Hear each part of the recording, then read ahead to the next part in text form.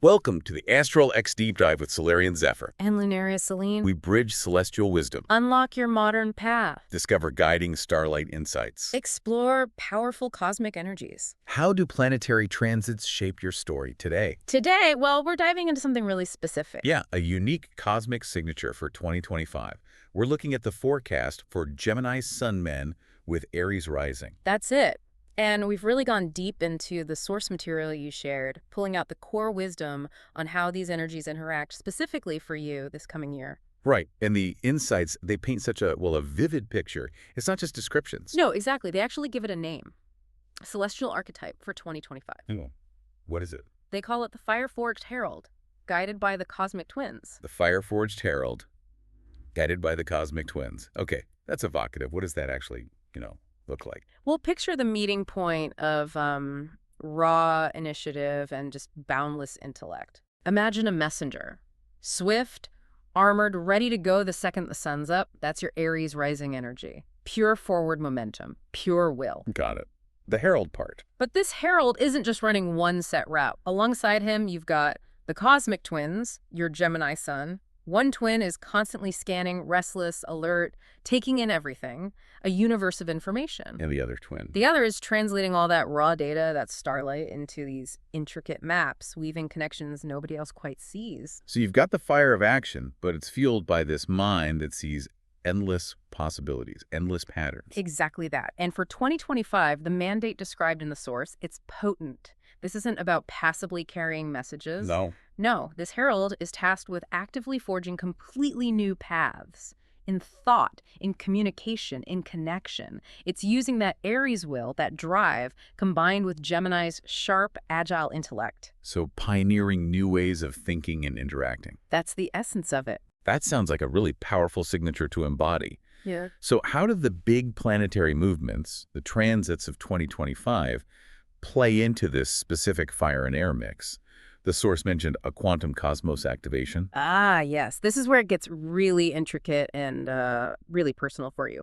These major transits in 2025, they create these really profound, unique interactions with your core fire, your Aries, and your Gemini. Okay, break it down. Where do we start? Let's start with Saturn moving into Gemini. That kicks off June 1st. Now, your Gemini Sun, it loves movement, information, connection. It's pure air energy, right? Right. Always moving, thinking. Well, the source describes Saturn entering Gemini as creating this deep quantum entanglement with that air element. Yep. Okay. Planet of structure, discipline, may be challenged. Exactly. They frame it as karmic gravity. So when Saturn hits Gemini, it basically densifies those naturally quick thoughts. Densifies, like slows them down. In a way, it demands structure. It demands focus, real consideration. It's about grounding that quicksilver mental energy, asking you to build something solid, not just leap from one idea to the next. Okay, so Saturn adds needed weight, structure to the Gemini mind.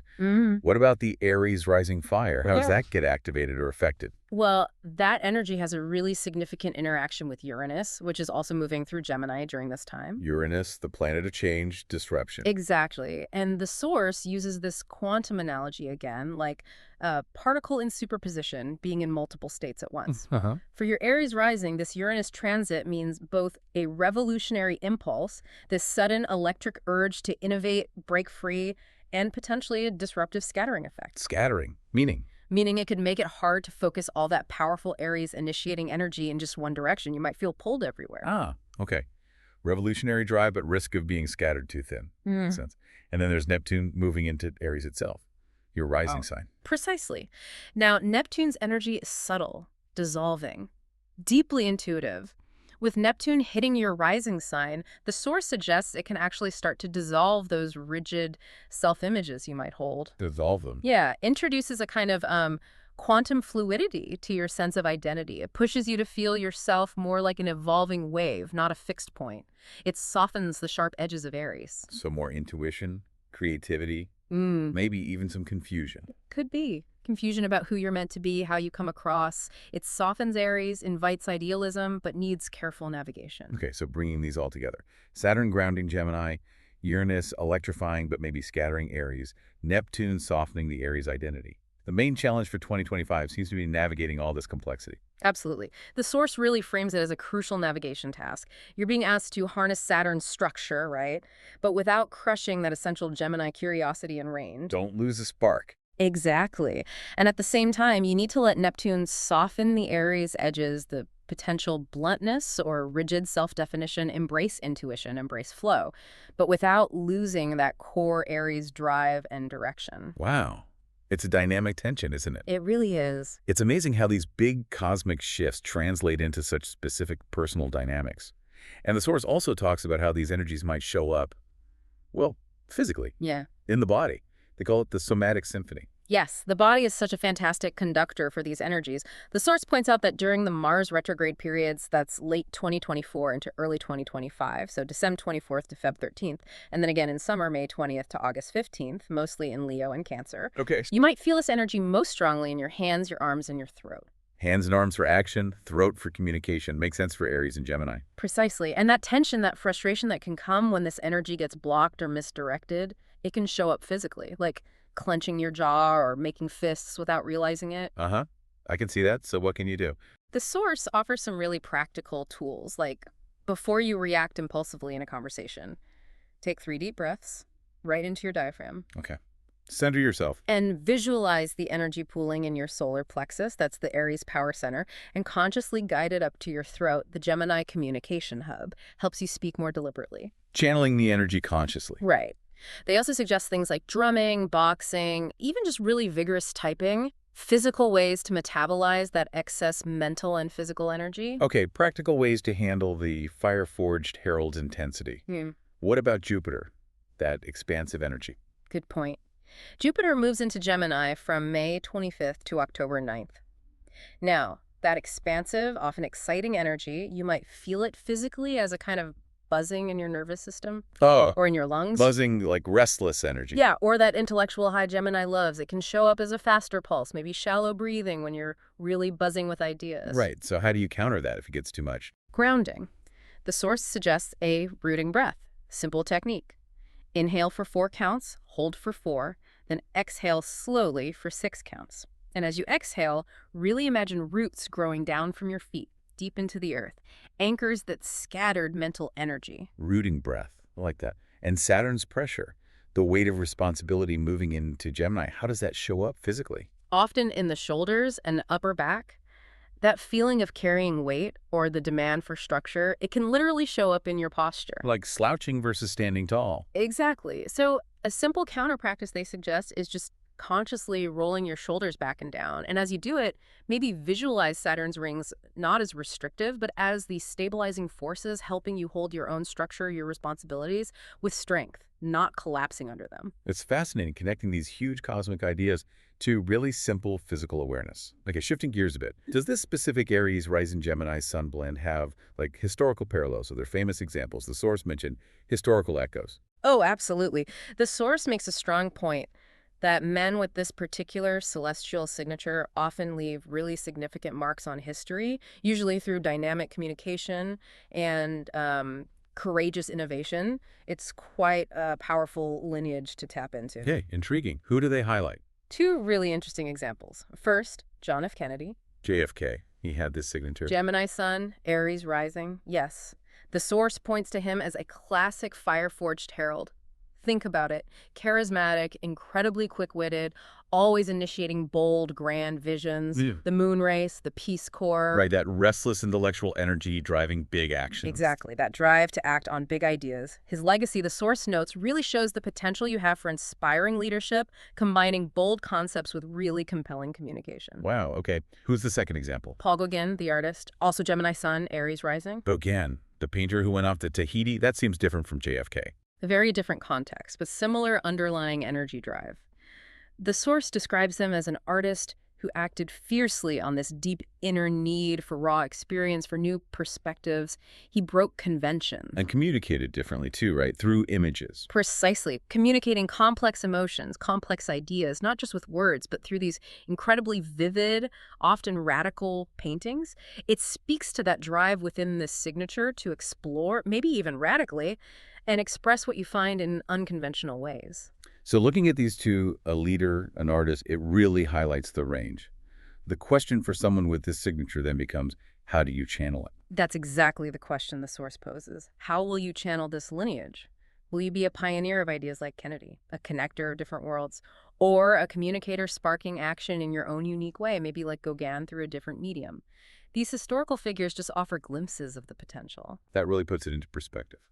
Okay, so knowing the archetype, the transits, how it feels, the history, what are some practical things you can actually do to work with these energies? The source mentioned an interactive crucible with tools. Yes, because understanding is one thing, but actively engaging is where the magic happens, right?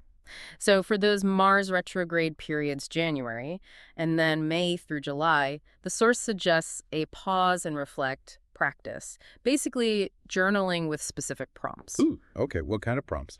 They're designed to build self-awareness during those potentially tricky retrograde times. One is, where do my words feel like weapons instead of bridges? Really gets to that impulsive Aries-Gemini communication risk. Yeah, that's direct. What else? Another is, where is my mental restlessness sabotaging my Aries drive to initiate? That addresses the potential Uranus scattering effect we talked about. Right, getting in your own way with too many ideas. Exactly. And a third one, bringing in Saturn. What single focused action can I commit to for the next 30 days? Pushing for that grounded commitment. Those are powerful. They connect the big cosmic stuff right to daily reflection. Are there any, rituals suggested? Yes, definitely. A new moon ritual blueprint, specifically designed for the Gemini new moon in June 2025. Okay, what does that involve? It's quite beautiful, actually.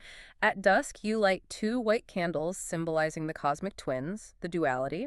Then you write down 2 significant ideas or goals that you know need structure and form, linking directly to Saturn's influence on separate pieces of paper. 2 ideas needing structure. Got it. You hold them both, feel their potential. Then you intentionally and safely burn one of the papers. This represents releasing the scattered potential, the ideas you won't commit to right now. Letting go of the diffusion. Exactly. And the second paper, the one with the chosen idea, you place it under a clear quartz crystal for clarity, for focus. Then you state a clear intention for that goal, something like, I give focused form and structure to this chosen thought.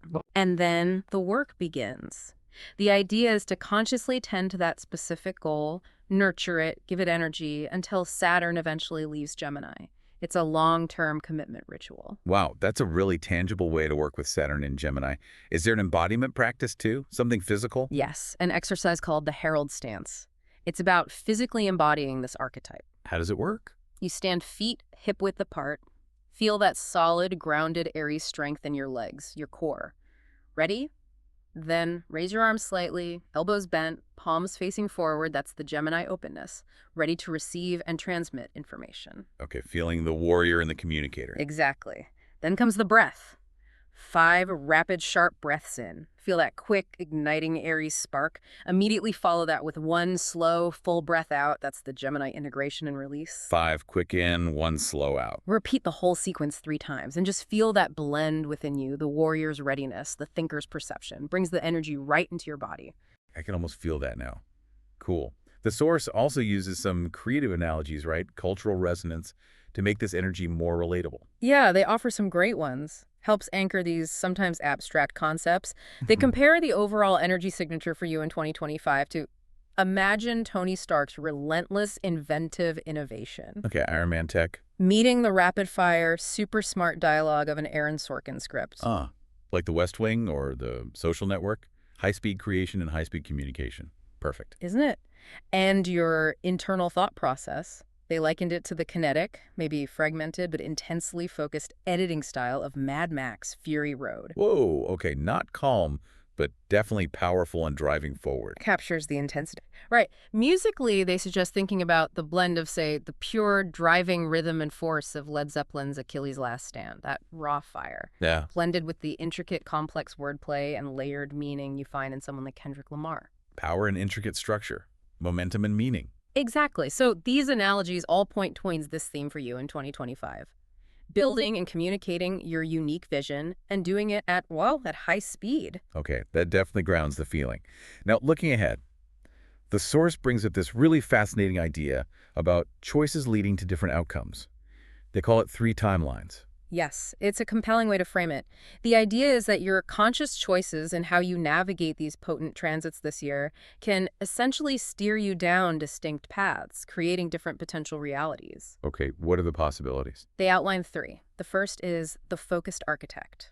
This is the path you take if you successfully channel that Gemini mental restlessness, using Saturn's discipline, into mastering something complex or building a real structured platform for your ideas. Like a podcast or a course or a community, like they Exactly, something tangible. And Neptune on your rising helps infuse it with your unique, authentic voice. And the outcome of being the focused architect. Recognized expertise, making a real impact. And that deep satisfaction that comes from seeing your disciplined thought actually manifest something meaningful in the world. Okay, that sounds like the ideal. What's the flip side?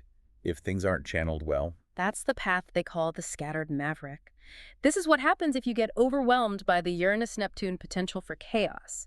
You react impulsively to every shiny new idea, Chasing everything. driven by that untamed Aries energy, scattering your focus everywhere without deep commitment.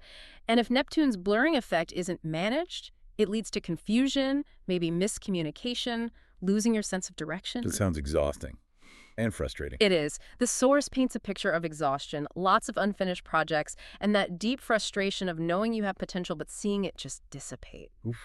Okay, what's the third path? The embodied bridge. This one represents a powerful synthesis, conscious integration. Here, you use the Mars retrogrades not for reacting, but for pausing, for wise action. You see Saturn not as limiting, but as the helpful force guiding you to choose which ideas truly deserve your Aries fire. Using the structure wisely. Yes, and you embrace Neptune on your rising to deepen your emotional connection, your authenticity, your intuitive flow. You become someone who can translate complex ideas into inspiring action, connecting different people or concepts. So really living the potential of the fire-forged herald. Exactly. The outcome here is described as becoming a trusted guide, a true innovator, maybe a dynamic connector, someone whose ideas spark real change and leave a lasting legacy because they're rooted in both intellect and courage. Those three timelines really drive home the impact of choice this year. Okay, so to wrap this all up, what's the core message? The blazing herald's charge for 2025. Well, the core dynamic they keep highlighting is this. Your Gemini mind. It's like a universe, vast, full of potential. Your Aries rising will. That's the spark needed to ignite that universe into creation. Mind is universe, will as spark.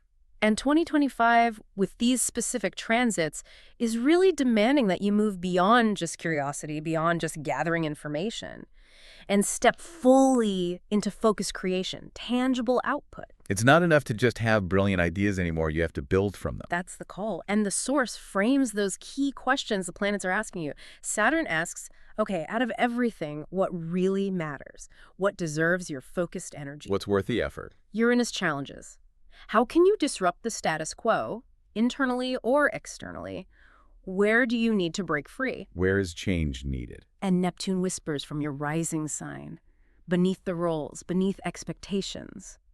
Who are you, really? What's the true fluid essence of your identity? Those feel like the compass points for the year ahead. They really are. So the final call to action from the source, it's clear, it's empowering. Forge your thoughts with discipline. Use that Saturn structure. Okay. Launch those ideas into the world with courage. Unleash that Aries fire. And let them flow with authenticity, with intuition. Let Neptune bring your true self forward. That authenticity piece feels so key. Absolutely essential for lasting impact. And the source offers this really potent affirmation for you to carry. The world awaits the message only your unique blend of fire and air can deliver. Wow, that's quite a charge. What an incredibly insightful journey through this specific signature for 2025. Ignite. Think, become. As our cosmic journey concludes, dive deeper into your unique path. Request your email audio reading now. You can find the link in the description below. And explore episode resources and links there too. All the details are waiting for you there. Ignite, think, become. Whisper format, post-roll. Subscribe for Starlight Insights.